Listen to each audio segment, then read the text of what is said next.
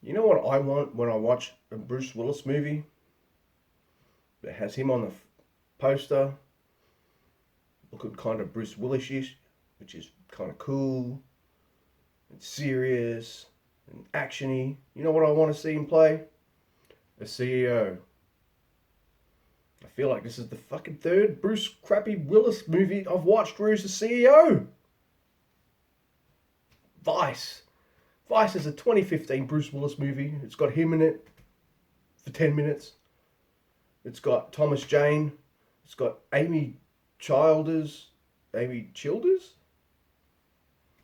Jonathan Shait. I can't pronounce your name, Jonathan. He's in this. He was in that movie with Bruce Willis that had Christopher Maloney in it that I did a couple movies ago. I can't even remember the names of all these anymore. They're all interchangeable. But I will say this movie, directed by Brian A. Miller and written by Andre Fabrizio and Jerry Passmore, actually has a pretty damn good premise. There's this place called Vice. It's a place where you can go and there's all these biomechanical humans that are artificials. So you could go into this area called Vice and actually do whatever the fuck you want. If you want to have sex with them, you want to murder them and beat them up, apparently that's all good too. And then you go back to society with all this stuff out of your system. And I thought, all right, that's a good premise for a sci-fi movie. Let's do this. And fucking the movie establishes at the start what Vice is, what it does, shows you bits and pieces as to what people are using it for, all that kind of stuff. Except that's it. You get a little bit at the start, so the viewer, whenever they bring up Vice, you're like, oh yeah, I know what that is. And that's it. There's zero world building in this. You got a futuristic setting, you got this place called Vice, and nothing's explored. In fact, this whole movie, it might as well just be called Vice Info Dump. That's what this whole movie is. It's it's just people talking the plot to each other. You know, a pet peeve of mine is when you've got like two scientists in a room, and a scientist is going like, "What is that?" And then the other scientist would be like, "Well, as you know, this is our cloning facility that we use to clone people, and here's how we fix the artificials if something goes wrong." Anyway, this is like some kind of shitty Westworld, and I'm pretty sure this came out before Westworld. Well, before the modern Westworld. It came out after the original. But anyway, one of the robots, or artificials, of course, remembers her memories. It's Amber Childers or Childers. And then she escapes in what has to be one of the shittest security forces ever. And they spend the whole movie chasing after her and running after her and shit. And then you've got Thomas Jane, who's this like, oh, I'm a super edgy cop and I really care about people and stuff. Advice is evil. And he's going after Childers as well. It's just all this hunt for Childers. Amber. I'll call her Amber. And the movie doesn't do anything interesting. In fact, there's a scene where, you know, Amber's been beaten up, shot, assaulted, all this kind of stuff in previous lives, but she remembers them all. So you'd think, after all that bad treatment, that the first opportunity someone asks her, hey, you want an upgrade so next time you can be like fucking kick ass and like, yeah. She says no. Eventually she says yes, but that's after like the dude who built you. There's major spoilers, by the way. Sorry, I just figured no one cares about these Bruce Willis flicks, so I'll just fucking spoil the shit out of them. But yeah,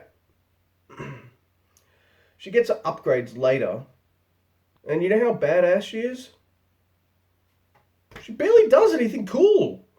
Like, you just got the upgrades and like captured immediately. Lame. In fact, that whole story is lame because it does nothing to world build, doesn't really do much to flesh out any of the characters.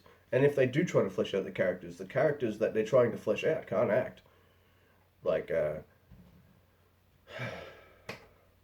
like this guy named Evan Lund, I think that's his character's name. Evan Lund is this dude who built the Amber Childers fucking artificial, based him off his wife, and I'm like, that's weird, especially when what happens to her in Vice is just like, oh.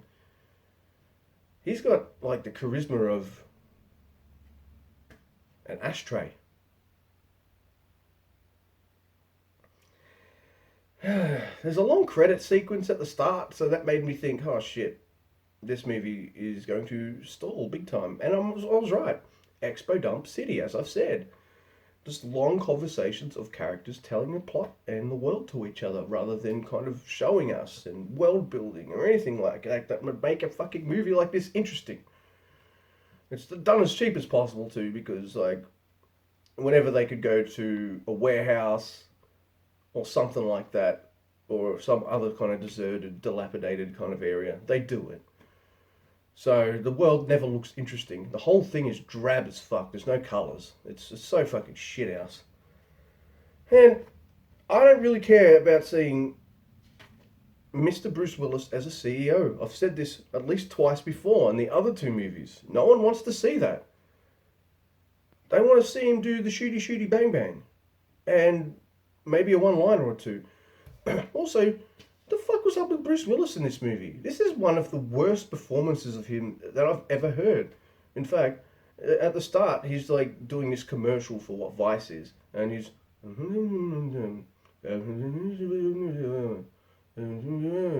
mumbles all the way through the fucking movie. It's like he wanted to do the whole thing with such a blank, unmovable expression that every line of dialogue sounds like him trying to do an ventriloquist impression. It's fucking awful. And I thought, alright, these movies have this trend of they got Bruce Willis for 10 minutes and then they got a secondary actor who's generally pretty decent. This time they get Thomas Jane, someone I usually like. And he's kind of boring in this as well. Which is a downer. Oh, there's sequel bait right near the end. And I'm just like, no one wants a sequel to this, and no one is happy at that ending. Got much I won't spoil, but it's you don't want to watch this. Might be one of the worst modern shitty Bruce Willis movies I've watched yet. Not the worst, but one of them. It gets a fucking 2 out of 10. What I'm hoping that I'll notice as I watch Brian A. Miller's Bruce Willis flicks is as I keep going along them, maybe they get better. Maybe they still have the same shitty budget, but he's able to kind of figure some shit out. Or maybe he just doesn't care and is just happy making his kind of rote action movies. Who cares? I don't know. Give me a like, dislike, share, and subscribe. All that stuff.